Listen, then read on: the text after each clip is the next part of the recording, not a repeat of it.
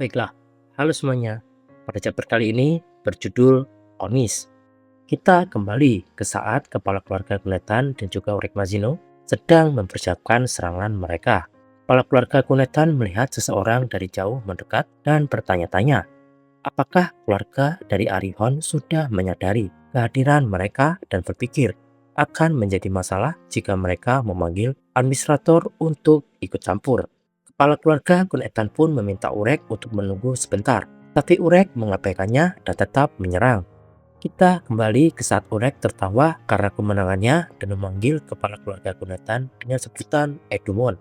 Urek dan Edumon mencapai kelompok Lopopia Evelyn di luar lubang dan mereka bertanya-tanya siapa Edwan. Adegan di sini dipotong setelah Edwan kesal dengan pertanyaan itu. Enzo sedang berbaring di tempat tidurnya, memperhatikan sakunya. Kesal karena garam jahat tidak menjawab pesannya ketika wanita Lipan merayap dari atas ke arahnya.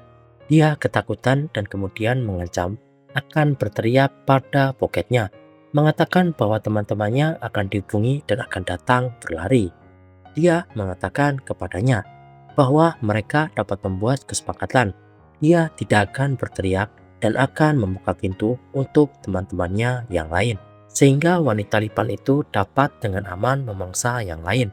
Lebih baik memakan beberapa orang daripada hanya dia. Setelah itu Enzo meninggalkan kamar dan mulai berlari. Tetapi dia bertemu dengan pria yang menyambut mereka di bawah tanah. Dia menceritakan tentang monster kelopang itu. Tetapi pria itu menyuruhnya untuk diam. Kokojung mendengar seseorang mengetuk pintunya. Itu Enzo yang bertanya-tanya apakah tempat tidurnya sesuai dengan keinginannya. Saat Enzo mengalihkan perhatiannya, wanita kelabang muncul di belakang Kokojung dan kemudian menggigitnya. Urek dan kepala keluarga Kunetan tiba tepat pada saat itu, dan Enzo memberitahu Urek bahwa kelabang baru saja menyerang Kokojung. Urek pun memerintahkan kepala keluarga Kunetan, Edumon, ini tugas pertamamu, singkirkan monster itu. Ayo Edumon.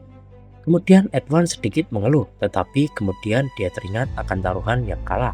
Jadi dia membuat kelabang itu melayang dan kemudian langsung membekukannya dengan salah satu kekuatannya selain petir, yaitu kekuatan es. Urek takjub dengan es Edmond, sementara Enzo hendak menusuk kelabang dengan jarum, tetapi dihentikan oleh pria bawah tanah yang memintanya untuk mengampuni Onis. Pria bawah tanah menjelaskan bahwa ia bertemu Onis ketika tiba di sini bersama teman-temannya, dan suatu malam ia melihatnya menyerang salah satu temannya saat tidur. Ia pun mulai jatuh cinta padanya pada pandangan pertama.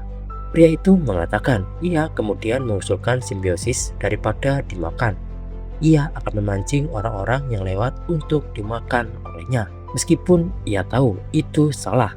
Ia jatuh cinta dan Onis tidak memakan apapun selain manusia.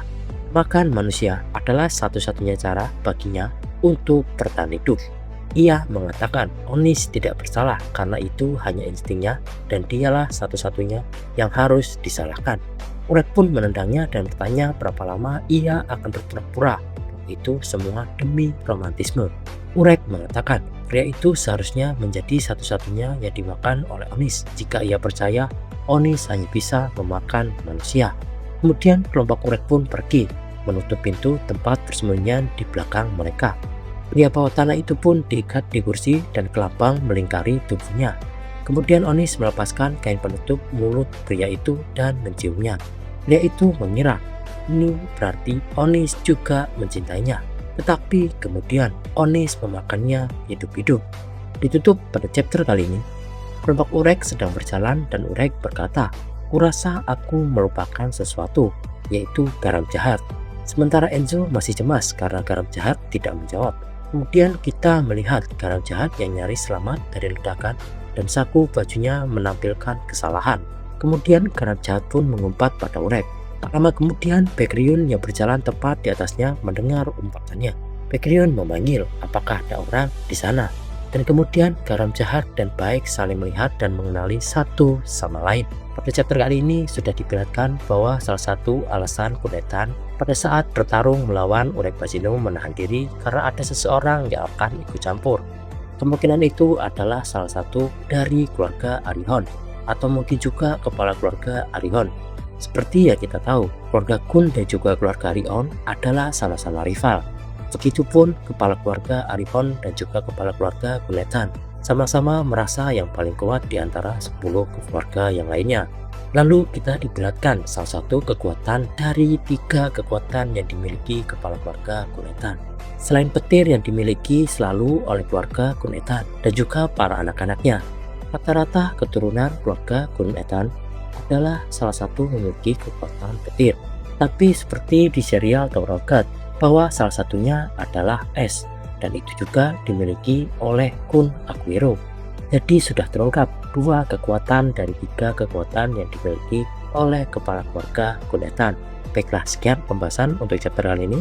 Terima kasih dan sampai bertemu di next video. Bye bye.